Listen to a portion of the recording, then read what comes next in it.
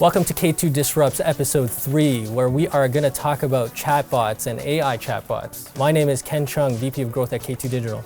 And I'm Martin Byrne, Head of Digital Innovation. So this is one where actually we're supposed to be cutting through the hype, and there certainly is a lot, but I actually see a lot of application for what we're doing here. The idea that we can have an artificially intelligent system that interacts with human beings to help with not only the sales cycle, but the customer service cycle is something really exciting. And I think that myself and Martin are seeing a lot of trends in the space.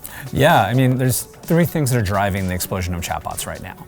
One is just the acceleration and the powering up of mobility.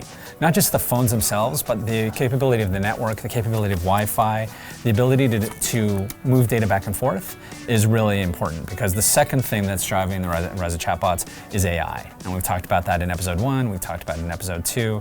AI is really the thing that underpins it. But the third thing that kind of created the market for it was the rise of the messaging wars. Yeah, and that's where the readiness of mobility, like you talked about, and the readiness of the always-on network that we're seeing. And when we look at Facebook Messenger, when we look at WhatsApp, when we look at WeChat, we're actually seeing a convergence of not just chat from a consumer perspective, but they're really full-blown application platforms. And we're really actually seeing that in China around the WeChat and the development of, you really only need one app. With WeChat, you've got every app plugged in, you suddenly have my whole social graph, you have all the information of everything that I'm talking about. Imagine the opportunity for interaction that happens in that kind of ecosystem. Yeah, and I mean, it's such a huge explosion that between the beginning of 2016 and the middle of 2016, over $170 million had been invested in startups and development around chatbots and AI-assisted chat and consumer support. Yeah, and I think because we're adopting chat in our personal lives and we can see the power of the platforms themselves, of course it's coming at an industrial scale as well, because quite frankly, it's a more human way to interact with what we're calling artificial intelligence and a human interaction system.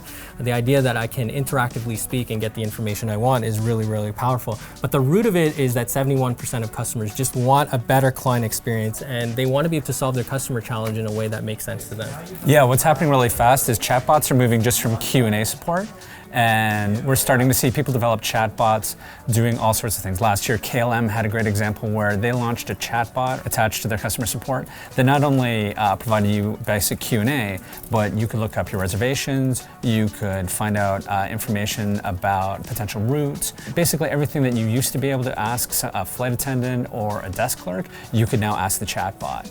We're seeing chatbots that show up now that help you plan your scheduling, chatbots that help you organize your teams, manage project scheduling. So chatbots are going beyond just the let me ask a question, let you get a question back, which we're familiar with through things like Siri.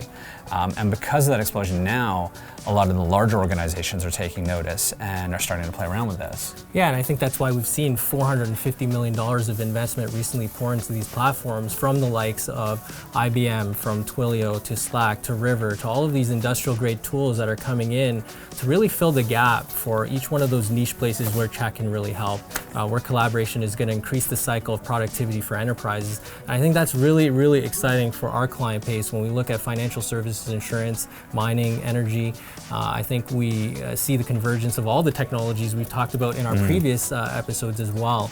And I think this is an area where, as we continue to innovate, because of the number of names that are piling in, companies are really struggling to figure out what is the right application I should use for my brand. For instance, one of our financial services customers came to me and said, I'm one of the top 5 brands in Canada for banks. Should I add Facebook chat to my website?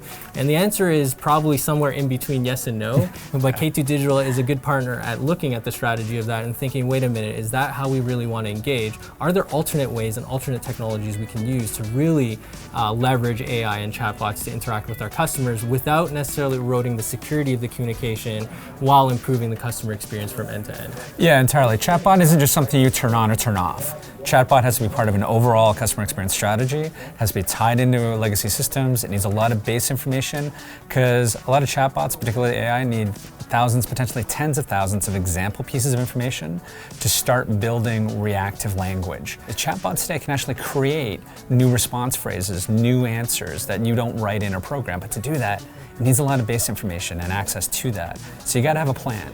Yeah, and in 2017, I think we're actually going to see chatbots that you're going to be interacting with without even knowing that they're actually not a human being. And I think the really great tipping point will be when you are actually transitioned from a chatbot and from AI to a human being seamlessly without even knowing it to complete the client experience. And I think when we look at wealth management, when we look at asset management, when we look at insurance, that's really where cost savings to enterprises are going to be, where simple tasks that the AI chatbot can take care of are offloaded from your high-touch brand services and are actually moved off in terms of a customer service cost, and where you guys can focus on delivering your core business, but where a high value transaction is happening, or where someone who's maybe older on the age scale and isn't as good at interacting with the chatbot is seamlessly moved into either a sales cycle or a high touch customer service cycle and is able to transact at a very human level. And I think when we get that, we're going to really see changes and gains in the industry on how this is used. And I think that's where, if you have an opportunity from a project perspective or looking to get this out there quickly, I would love to hear from you. I know Martin and myself would love to hear from you in terms of moving forward and bringing that to the market for your business and for your brand. That's episode 3 of K2 Disrupts, and we look forward to bringing you episode 4.